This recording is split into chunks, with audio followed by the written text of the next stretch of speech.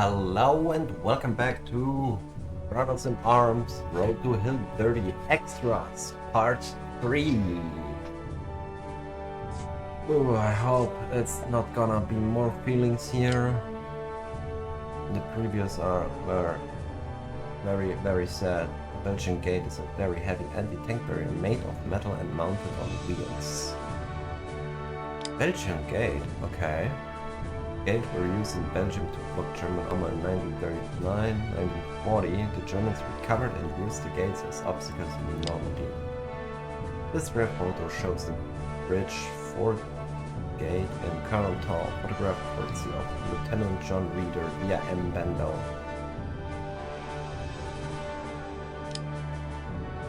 Okay. Purple Heart Lane, then and now in game. Discovered at the US National Archives, this is a soldier's sketch of the causeway leading into Carroll from the north, Purple Heart Lane. A photograph of the same causeway 6 years after the invasion. This is the section between Bridge 3 and Bridge 4. The causeway in Brothers in Arms. A rare color photograph of Purple Heart Lane. This photograph was taken in the fall. The fields had dried a bit and the grass is browning. It's covered the fields. Okay, let's see again. I can't really remember, but nice. Museum collaboration and endorsement. VFW is a vital institution with broad history and a valuable legacy. Learn more about the veterans and foreign wars at www.vfw. The Red Project Wars Foundation has endorsed Brothers in Arms. Believes that Brothers in Arms will help us reach our goal of increasing awareness about the of veterans. Video games are the new medium for storytelling, and Brothers in Arms accurately depicts the contribution made by veterans and their families during World War II. Cool. Huh? French. The Patton Museum in Fort Knox, Kentucky has an unrivaled collection of armored vehicles throughout history. Learn more about the Patton Museum. Endorsement by the Patton Museum Foundation. Brothers in Arms Road to Hill 30 is a new video game from Gearbox Software that is set in World War II during the tumultuous days of June 1944 and the invasion of Normandy, France. This is an exciting game, tells a compelling story of a squad of paratroopers on D-Day and recreates VD2 tactical combat in a way never before seen in a video game.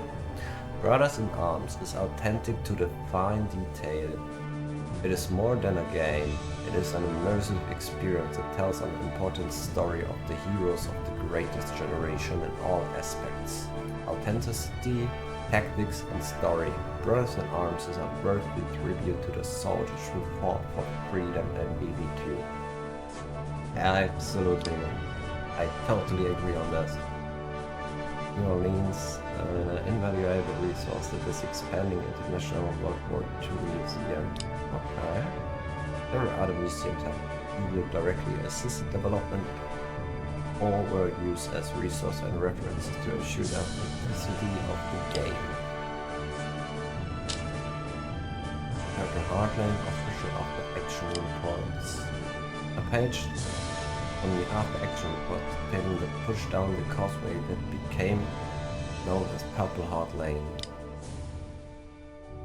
Close up on the hand-drawn diagram of the causeway from the After Action reports.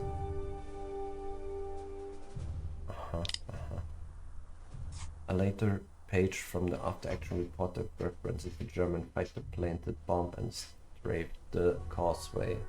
After dropping its bombs or so, the men along the causeway thought the enemy plane went right on down the position, blistering the column with machine gun bullet.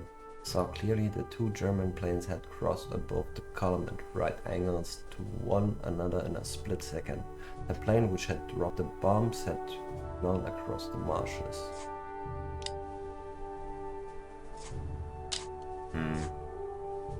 I think I know where this was. Colonel Entle's weapons training for Gearbox. Oh, nice. A team of Gearbox developers at the live fire shoot in Fort Hood, Texas. The team fired attempting BB-2 weapons to record the sounds. U.S. Army Major Petraka assisted the Gearbox team during the shoot.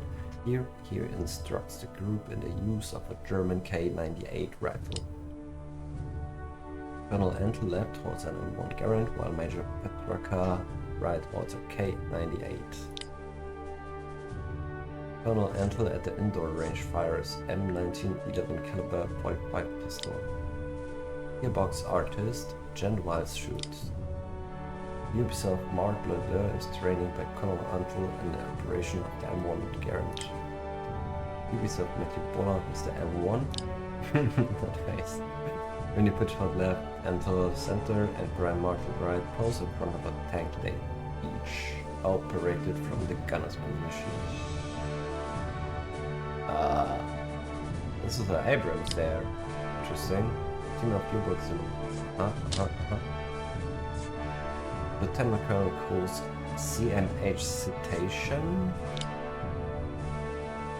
Cole earned the Congressional Medal of Honor for Cole charge. He is the sole CMH winner in the entire 101st ABB in Normandy.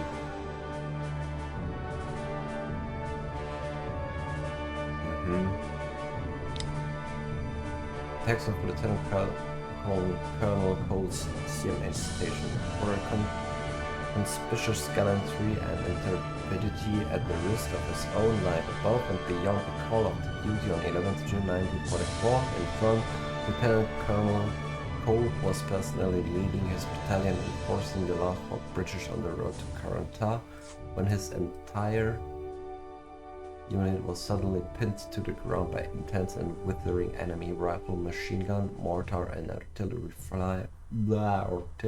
fireplace upon them from well-prepared and heavily fortified positions within 150 yards of the foremost elements. After the devastating and unceasing enemy fire had for over 1 hour prevented any move and inflicted numerous casualties, Lieutenant Colonel Cole, observing this almost hopeless situation, courageously issues order to assault the enemy position with fixed bayonets. Oh, that was the storm through the smoke, right? Thanks to Lieutenant Colonel Cole's CMH citation, with utter disregard for his own safety and completely ignoring the enemy fire, he rose to his feet in front of his battalion and with drawn pistol shouted to his men to follow him in the assault, catching up a fallen man's rifle and bayonets. He charged on and he led the remnants of his battalion across the bullet-swept open ground and into the enemy heroic position. This heroic and valiant action, so inspiring, has been resulted in the complete establishment of our bridgehead across the Douve River. A cool fearlessness, personal bravery and outstanding leadership displayed by Lieutenant Colonel Cole reflect great credit upon himself and are worthy of the highest praise in the military service. Lieutenant Colonel Robert Cole earned the Congressional Medal of Honor. Medal of Honor? Now I understand, yeah. In Goof Farmhouse. Damn it now. This era reconnaissance photograph was taken shortly before the invasion. The Ingo Farmhouse became Lieutenant Colonel Cole's command post. He stands in front of the Ingo Farmhouse for this photograph taken hours after the action. 60 years after the fight, Randy Pitchford stands in front of the house with the woman who lives here today.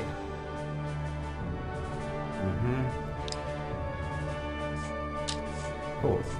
Post shot of the after-action reports. This one about 6th grade of the traditional after-action reports cover Lieutenant Colonel Robert Cole's attack into Carantall. Unexpected observed from the AAR described the first moment of the charge from Cole's perspective. Cole trotted halfway across the field, then he stopped, knelt on one knee and looked back. Fire was clipping the grass all around him and more of it was passing overhead. He saw that his men were trailing behind him. kept firing his Colt 45 wildly in the general direction of the farmhouse, and as he fired, he yelled, "God damn, I don't know what I'm shooting at, but I gotta keep on." His exact words were recalled by Cole and by several who heard him and who remembered that they laughed at the spectacle. About 5 or 6 men were killed by bullet fire. Yeah, you can't write those words in an official report. Was the only 100th Airborne Division paratrooper to be awarded the Congressional Medal of Honor in the Normandy campaign. Wow. ER demonstration. E3, not ER. We're going to show you the E3 demo of Brothers in Arms. My name is Randy Pitchford, and I am the president of Gearbox Software. Hello, my name is Colonel John Antel, U.S. Army retired, and I'm the Chief of Staff of Gearbox, also the historian and military advisor. So my job is to make sure that the game is authentic as possible, as realistic as possible, and as much an experience of World War II paratrooper combat as you can possibly make. Right, and my job is to make sure that the game is really, really fun. All right, here we go. Now I understand E3, yeah, the big You really gaming get to know a man if you have to watch him die. thing. The moment right before he realizes it's over. That moment that his face reflects every decision he's ever made. In that split second, you know what kind of life he led. And if he regrets it. Wow. All right, look at this. This is Normandy in 1944. This is what it actually looked like. Check it out. You can actually go here today in Normandy, France, to this very spot, and you could look out over the city of Carentan. And it looks different. It's been 60 years, but a lot of it's still the same. That church, for example, is still there, and it looks exactly like that today. It's amazing. And this year is the 60th anniversary of D-Day, but if you go back there today and you look at this ground, you'll see that a lot of it hasn't changed. And the Gearbox team has spent a tremendous amount of time and energy to make this terrain and this battlefield the most authentic experience you'll find anywhere.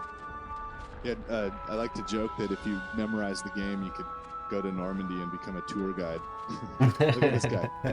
Sarge, check this out. I picked up a BAR over at that crashed glider. That's Private Zanovich. He has a Browning automatic rifle. That's a light machine gun that's going to be very important to your tactics of fire and movement. Let me show you somebody else that's important. This guy, Lieutenant Colonel Cole. He's a real guy. Look him up on Lieutenant Colonel Cole. This man's a hero. He's one of 2 men in the entire 101st Airborne in all of World War II that earned the highest honor, the Congressional Medal of Honor. And the other guy that earned that award in the 101st Airborne was also in this unit. All right, Baker, this is how it's gotta be. You and your boys have to stop the Krauts from breaking through our line. You've gotta hold. No withdrawal. No one stops firing. If you run out of ammo, fix bayonets. Just don't let the Germans break through. Fight to the last, or the Krauts will flank us, and it's over. Okay, I'm going to do that, but first I want to show you the assault team. Look at these guys. Hello. Now, as we've said, Brothers in Arms is based on a true story, and these soldiers are true to life. Hey Sarge, how's it going? This is Corporal Corian. Corian's your assault team leader. He has a Thompson submachine gun. He uses that machine gun, which is very good for rapid fire at close ranges to close with and destroy the enemy. Look at him. Look at his eyes. Awesome. The video quality is, by the way, Look at his from face. the video, not on my side. Ah, that detail. It's almost creepy. You okay, Sarge? I spent a lot of time to try to create real people because as a squad leader I make decisions that will affect their lives and their death, and those need to be important decisions. See, I've got my fire team over there and my assault team over there, and I'm their leader. I'm going to lead them. But first you can see I've got a rifle in my hand, right? It's an action game. It's a first-person shooter, and I can fire this weapon by pulling the right trigger. Or with the mouse and keyboard, I press the left mouse button. I can also switch to another weapon, Thompson submachine gun. I can fire this weapon.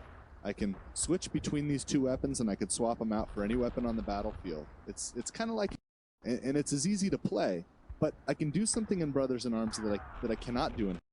I can lead my men. I can command them. And I do that very easily with the left trigger.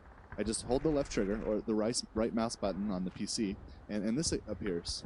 And this icon is a one-button context-sensitive command system, and it allows me to lead my men. If I put it on the ground, my order is move to that position. If I put it on an enemy, my order is to attack the enemy, and I could lead my assault team and my fire team using this system.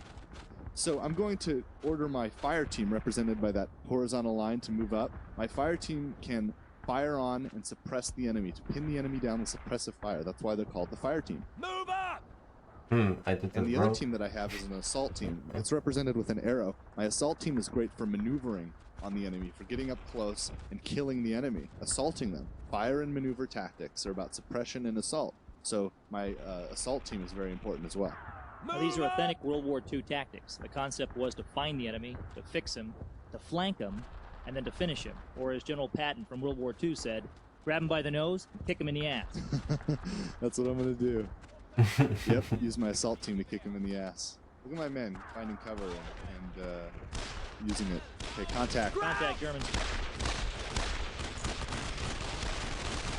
Look at my men. They automatically engage. They automatically return fire. They have battle drills that they practice, standard operating procedures. That man's going to find a better firing position because he was out in the field there when it started. And then cover each other as some reload, the others fire, and suppress the enemy. See that icon there? That's a suppression icon. It can be toggled off. You can turn that off in the game, but it tells me what state of mind the enemy's in. Look, this guy's exposing himself. Got him. Got him. Good shot. Thank you. All right, let me show you something really cool. This is called situational awareness view. Yeah, And lets yeah, me get yeah. an idea of what's going on in the battle, so that I can make decisions about how to approach this problem tactically. See, these guys here, they're terrified. They're hiding How long behind is cover. this They don't want to video? die, but they're going to try to use fire and maneuver tactics against me. This guy is going to lean around the corner and try to return fire. He's in a tough position right now because I've got 6 men, 7 men, including me, all pinning him down. So they're suppressed. So I need to fire and maneuver. Now, the reason we give you situational awareness view is because we needed to give you some information about the terrain. You see, when these soldiers prepared to go into battle, they had aerial reconnaissance images and maps and sand tables, and they knew the battlefield. They memorized the stuff and rehearsed their fights. And so they knew the terrain before going in. You're not going to memorize all that stuff, so we give you situational awareness view. And it's pretty amazing. We went to the National Archives and got these photos out. You see this wall here? I was actually there. I've seen it in the aerial reconnaissance photos. And in this crossroads, it's exactly how it was. To the yard, it's been recreated. Our guys have... Okay. Sorry, I had to stop that because we have still a lot to view here. We don't want the video to be this big. Sketch map drawn by the Army historian S.L.A. Marshall shows Lieutenant Colonel Patrol Lieutenant Colonel Coast CP and the position in the archive defending it. A close-up in the Ngoo farmhouse. Sergeant Summers' gun position. His MG was destroyed and the troops defended with small arms. A close-up of the area German forces had taken back and the direction of Lieutenant Colonel separated patrol. The off-map is represented in red pickings.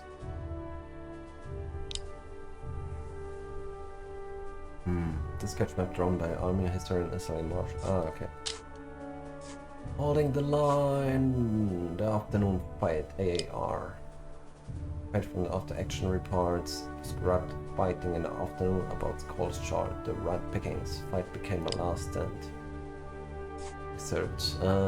Hour after hour, the Germans pressed on through the orchard and along the abounding hedgerows. All that saved the Americans was that the enemy did not have sufficient artillery.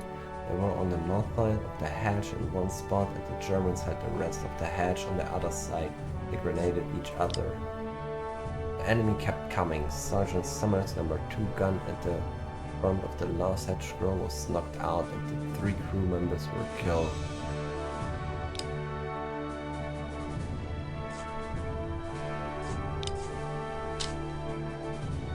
Dang. Aerial reconnaissance photograph. Okay. OCP, Bridge 4, Purple Heartline.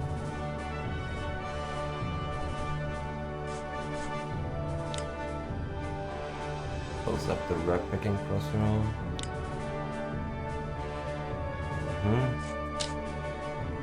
Cool. Panzergrenadiers.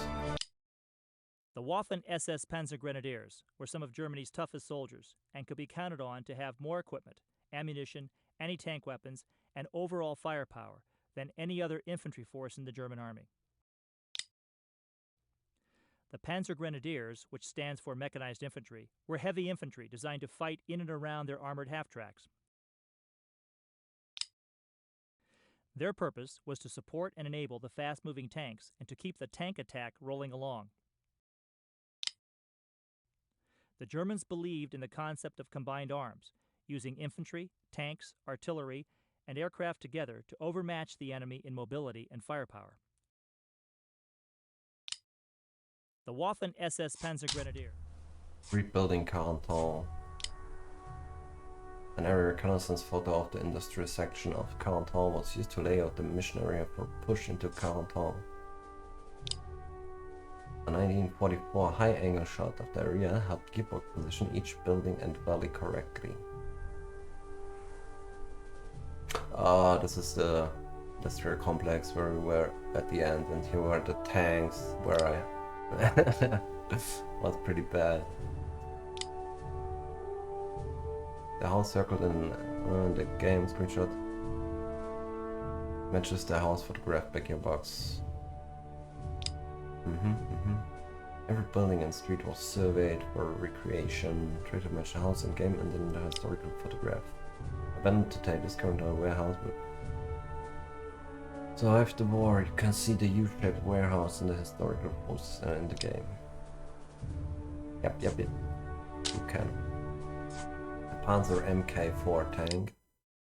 This is the German Panzer IV, or Panzerkampfwagen IV, as the Germans called them. The Panzer IV was the workhorse of the German Tank Corps. Tanks like this were used by the Germans in the counterattack on Carentan to destroy American tanks and to support the German infantry assault.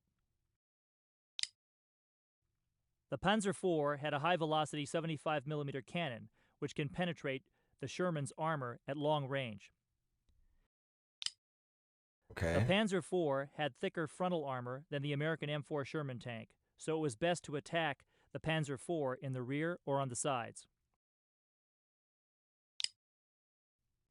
Stay away from the Panzer IVs unless you have both tanks and infantry to attack them. This is the German... The very, very dangerous Panzers. Gory, Gearbox sings the paratrooper song. Do one more. 1, 2, 3. He was just a rookie trooper and he surely shook with fright. He checked all his equipment and made sure his pack was tight. He has to sit and listen to those awful engines roar. You ain't gonna jump no more. Gory, what a hell of a way to die. Gory, what a hell of a way to die. Gory, what a hell of a way to die. And he ain't gonna jump no more.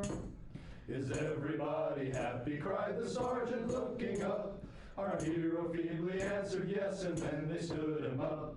He leaped into the icy blast, a static line unhooked, and he ain't gonna jump no more. Gory, what a hell of a way to die. Gory, what a hell of a way to die. Gory, what a hell of a way to die. And he ain't gonna jump no more. He counted loud, he counted long, he waited for the shock. He felt the wind, he felt the cloud, he felt the awful drop. He jerked his cord, the smoke spilled out and wrapped around his legs, and he ain't gonna jump no more. Gory, what a hell of a way to die. Gory, what a hell of a way to die. Gory, what a hell of a way to die. And you ain't gonna jump no more. The risers wrapped around his neck, connectors cracked his dome. The lines were snarled and tied in knots around his skinny bones. The canopy became his shroud, he hurtled to the ground, and he ain't gonna jump no more. Okay, no more. It's okay. We've still a lot to see. I'm sorry, but you can hear the song online for sure and so on. City fighting in 1941 focuses on squad-to-squad combat in the US Army fought an American assault team charges a German-occupied house in Normandy. In the city fight, any debris can be used as protective cover. This American rifleman aims his M1 Garand from an improvised position. An American paratroop rushes the doors of the church as similarly on D-Day. Church doors where an idle snipers perched for both armies. An American infantry squad uses a Sherman tank as mobile cover. The technique of combined arms between infantry and armor was honed in Normandy. Fire and move in action as members of the squad put covering fire onto a German sniper position down the French street. Another soldier crosses the road. Moments later, the assault team moves in for the killing fire. A Normandy town clearing of enemy can be used by the paratroopers as a command post, marshalling area as a waypoint to the next fight. A reconnaissance photograph of Carentan. A reconnaissance photograph of Carentan, Cathedral, and surrounding area in Carentan. The photo was taken shortly before the invasion. That's all. Springfield. This is the U.S. .30 caliber M1903 Springfield rifle. The M1903 series rifles were originally issued to American soldiers during World War I, but the rifle saw service in World War II, the Korean War, and even the Vietnam War as a sniper rifle. What? The M1903 rifle is a manually operated, rotating bolt, internal magazine fed rifle. The Springfield has an overall length of 43.5 inches and weighs 9 pounds. The M1903A4 was specifically modified for use as a sniper rifle with the addition of an M73 telescope. Sure. In Brothers in Arms, there will be situations where you will want to arm yourself with a Springfield sniper rifle. This is the U.S. .30 caliber M1903 Spring. The Cathedral. 1941 US single core photograph of the Cathedral is Carentan. Gearbox Archer Gen Whites atop Cathedral Tower. The Gearbox survey team were the first people to climb the tower in nearly 2 decades. The view from the tower in 2004. The view from the tower in 1944 as represented in Brothers in Arms. The Cathedral in June 2004, 60 years after the Battle of Carentan. The Cathedral in Brothers in Arms. They made such a good job. Pre-production animatics of Hill 30 sequence. Yes, please.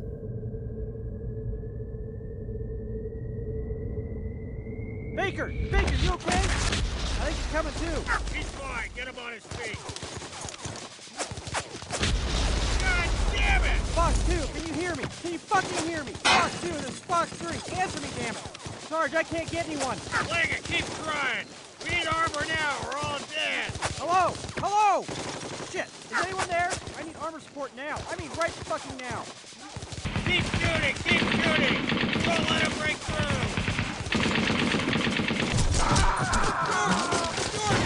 Get up, man! Get up! Forget him, Jameson. He's gone. Get back on that machine gun.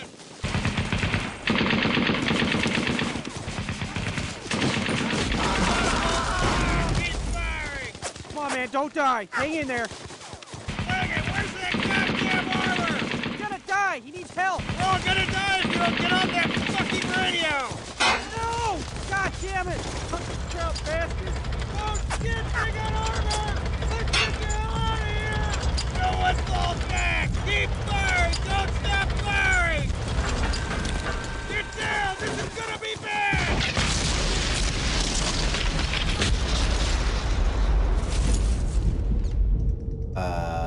Is the arm there flying? Or is it a gun?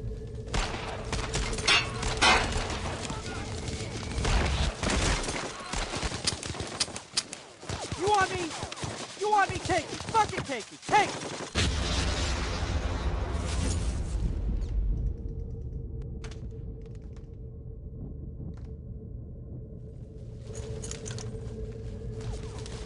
Baker! Baker! I see, they cut some things out because it was too brutal and too immersive. I understand that. I totally understand that. Paratroopers set up along the hedgerow line east of Hill 30 near Current. Beyond the hedgerow, the hill rises for a classic reverse slope defense. Almost 60 years later, photographed with this view throughout the hedge, looking up at the crest of Hill 30. Where's the hill? I can't see any hill. From the left, the paratroopers hit them from their position behind the hedgerow line as they crossed the crest of the hill. Describes the reverse slope defense at Hill 30 for a television documentary. The spire of the Countdown Cathedral can be seen on the skyline. Gearbox artists stand on the railroad track bridge that marked the extreme north flank of the counterattack at Hill 30. Wait, what? Oh, okay. BIA Director Randy Pitchford and Colonel John Antle stand behind the hedgerow where 502 PIR fought at the hill. Paratroopers set up. Link up with the 2nd Armored Division. On June 13, 1944, the 101st Airborne Division held the vital town of Carentan, but just barely. To defend Carentan, the paratroopers needed to secure the high ground to the west.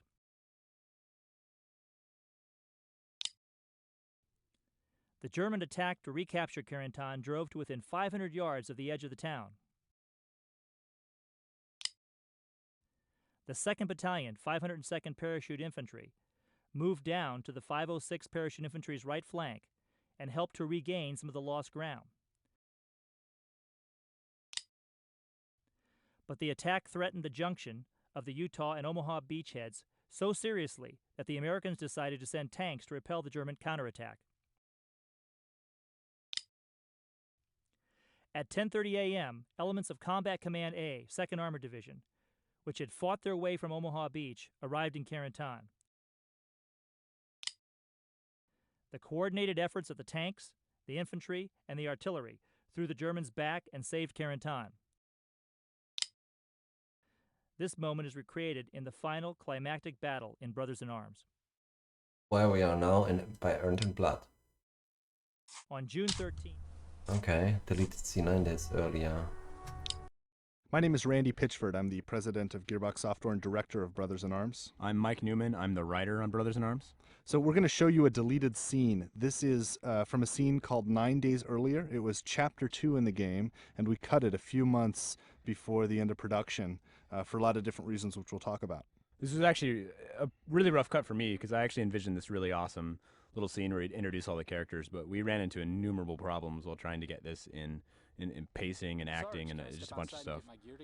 The guy up on the cot there, that's George Risner. He's actually the tank commander that you link up with at Vierville, and there's a backstory between him and Baker, and we do a lot of exposition with the backstory of him and Baker and some other things that we ended up cutting a lot of that exposition and a lot of that backstory out of the game. A lot of it involved just Baker and Risner being kind of like high school friends and chums, and involving Baker's dad dying and leaving this one relic to him, this pistol that Risner somehow got.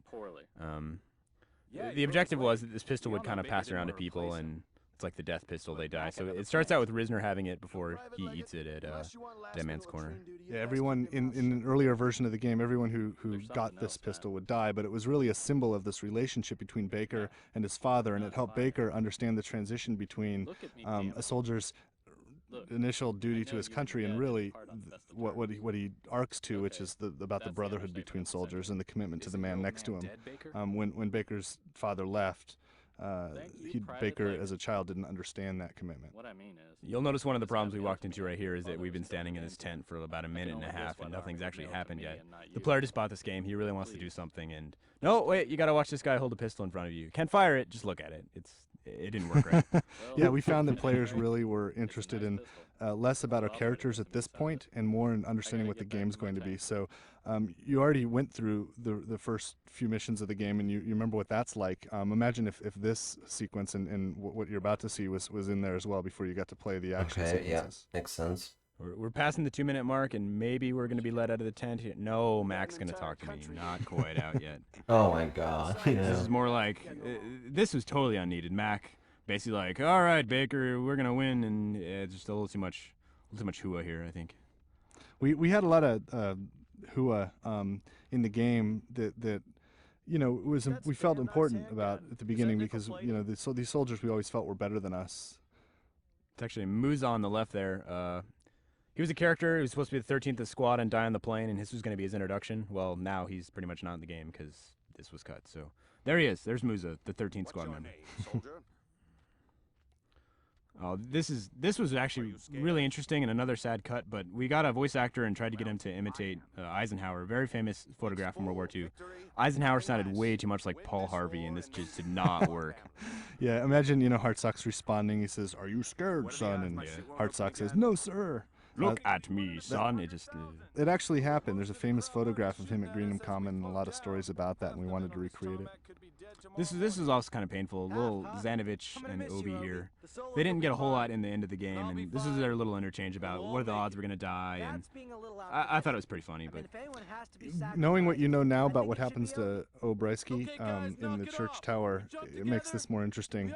But you know, it's all exposition again, and we're not playing yet. Yeah. So we're just walking around looking at guys and hearing them talk to each other. This is another good one, a little tidbit for everybody playing. Hartsock does have a daughter, so this is what this little interchange is about.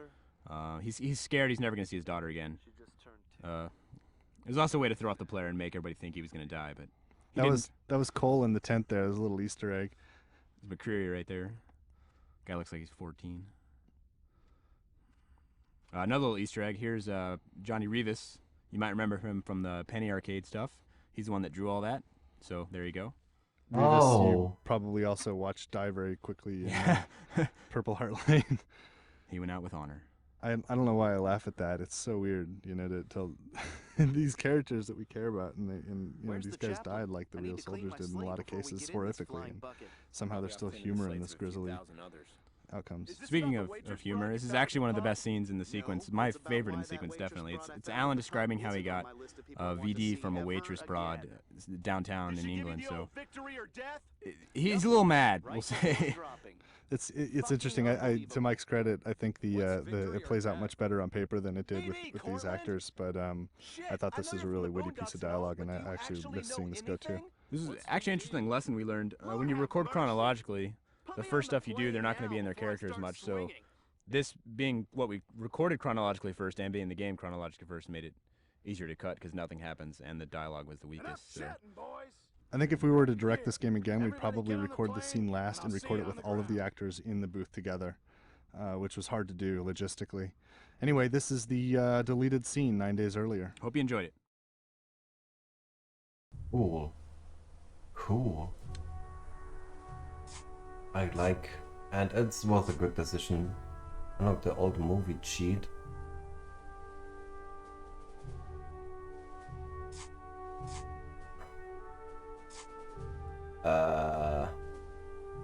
Okay. Wait. Game options. Where I can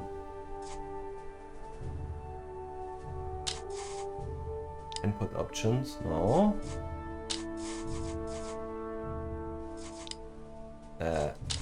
Performance? Wait, when?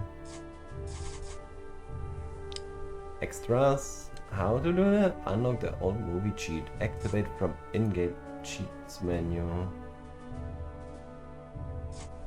Unlock the authentic difficulty level. What?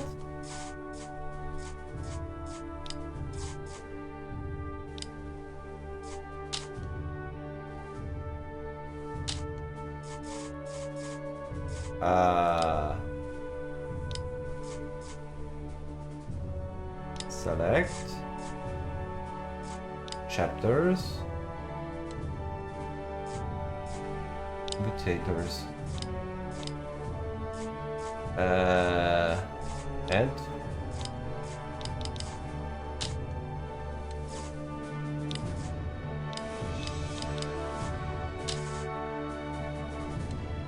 okay, late chapter.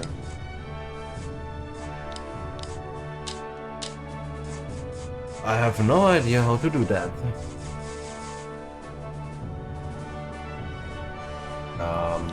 Yeah, so that's it.